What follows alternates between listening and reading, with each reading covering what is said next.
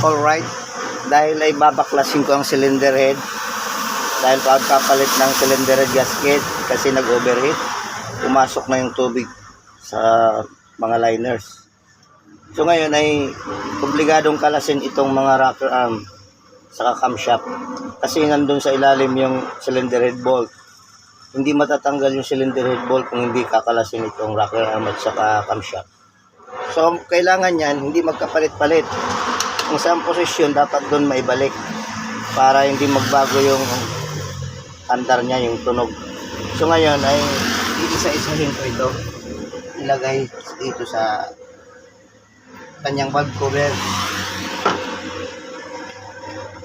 para pagbalik ganun pa rin posisyon, hindi magkapalit-palit. Yung sa number 1 sa number 1, number 2, number 2, number 3, number 3 kasi 3 cylinder ito. So ganyan ang gawin natin para pagbalik doon pa rin yan may lalagay. Alright, so okay, set aside ko na ito. Next, camshaft.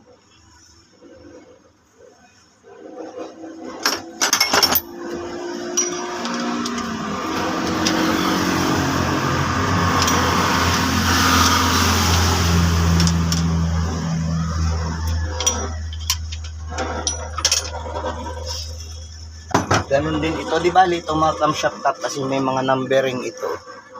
Kahit magkapalit-palit, okay lang.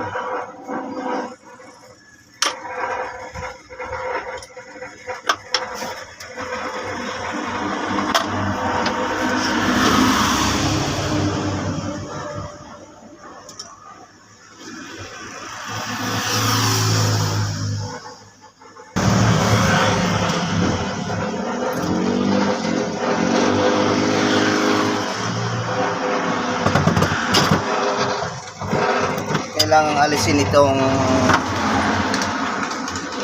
obligadong alisin itong distributor kasi hindi may huhugot yung camshaft kasi nakakabit dito sa shafting ng distributor. Yan o.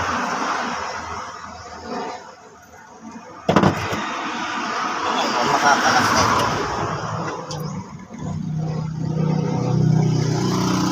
Camshaft.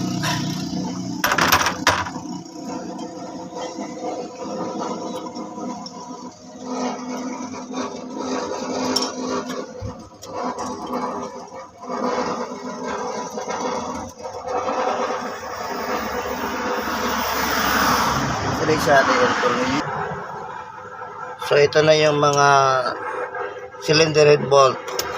Cylinder head bolt niya ay Allen wrench 8mm. So kuha tayo ng Allen wrench 8mm yan. Sa 2, 3, 4 bali 8 piraso. Alright, kuha ko ng 8mm. Ito na yung 8mm na Allen wrench. Subok natin. Yan, sakto.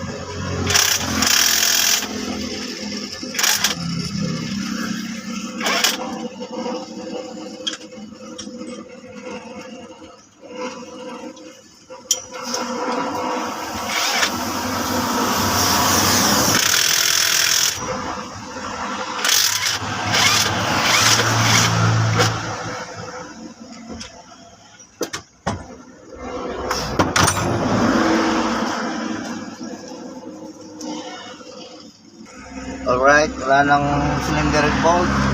Pwede itong bunutin.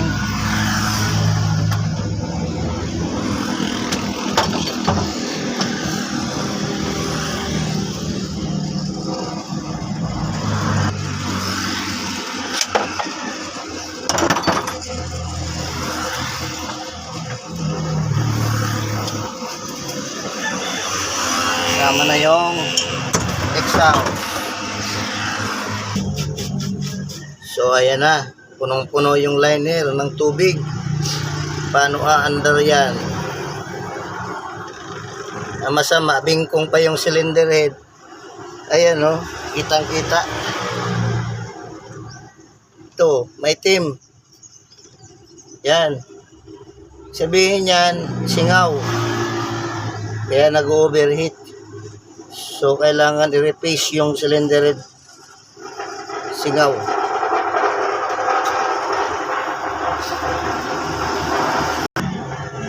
Tapos, change oil na rin dito. Sabay change oil. May halo ng langis dito ng tubig.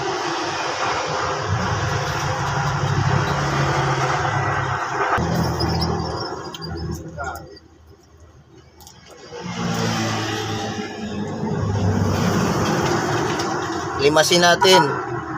Baka may hito na rito.